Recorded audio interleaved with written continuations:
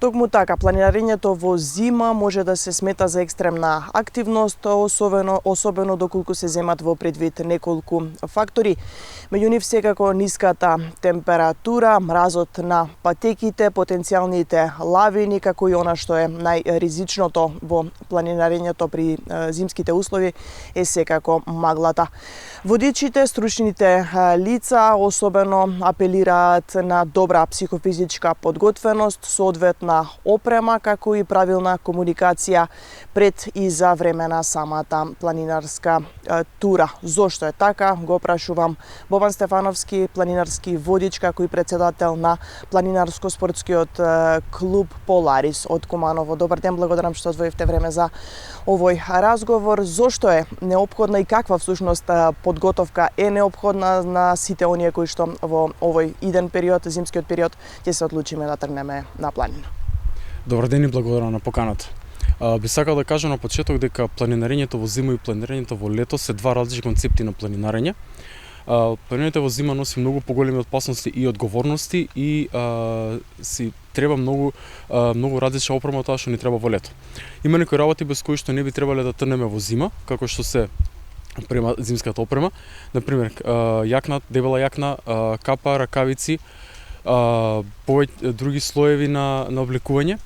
Исто така, многу битен фактор е психофизичката спремност, затоа што на зимски ден на планина ни треба многу повеќе енергија и психофизичка подготвеност. Исто така споменувате дека е неопходно да се следат променливите услови, доколку не постои можност, особено се истакнува како ризична секако е маглата, па некогаш велите дека е подобро и да се одложи некоја тура за некој иден период, бидејќи пред се приоритет останува безбедноста на сите. Дефинитивно, безбедноста на поединецот како и на групата е приоритет и секогаш на прво место. Планината е секогаш тука, при услови на неповолна временска прогноза, секогаш треба да се остане дома и да се одложи турата за наредниот пат, кога условите бидат многу поволни и подобри за одење. Која локација би ја препорачале во овој зимски период? Па, во зависност од тоа колку некој е спремен, психофизички спремен и каква опрема поседува, би можеле препорачаме одредена дестинација.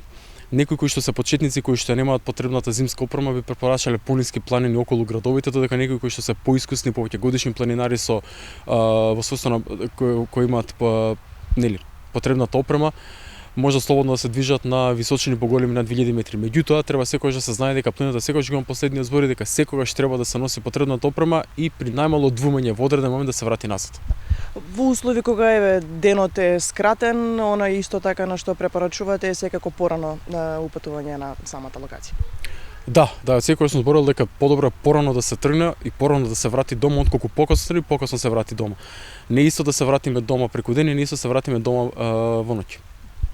За успешно представување на градот и искачување на планинарските врвови во земјава, како и надвор, ќе ги набројам само искачените Килиманџаро, Давамант и Иран, Арарат, Турција, Казабек, Грузија, Монблан, Алпи и низа други. Листата е долга, го добивте највисокото признание, општинско признание по повод денот на градот. Од какво значење е ова признание за вас и верувам дека сигурно тука нема да застанете?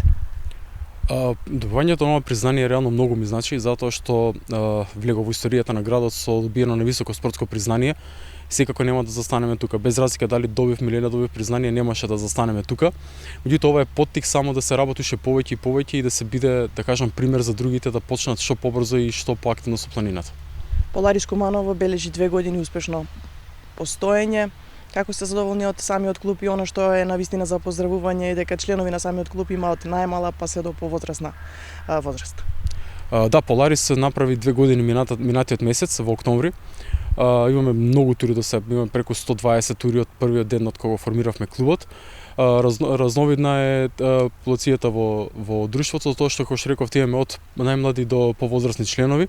Активноста е на високо ниво, скоро секој викенд сме на планина во зависност од временските услови и можам да кажам дека нашата активност бележи искачувања и тури на повисока надморска височина. Значи, секој слободен момент го користиме за тури кои што се на поголема надморска височина. Ви благодарам на одвоеното време и посакувам успех. Благодарам и вам. Имавме можност да го слушнеме Бобан Стефановски, планинарски водич, председател на планинарско-спортскиот клуб Поларис од Куманово. Слушнавме за самата опрема, психичко, физичката подготвеност која што е неопходна при планинарење во зима, меѓутоа и за успехот кој што го бележи овој значаен клуб и секако. Апелот е да внимаваме на планина кога тргнуваме, особено во овие зимски услови, да ја чуваме и секако да го користиме сето она кое што е значајно и пред се за нашето здравје. Студио.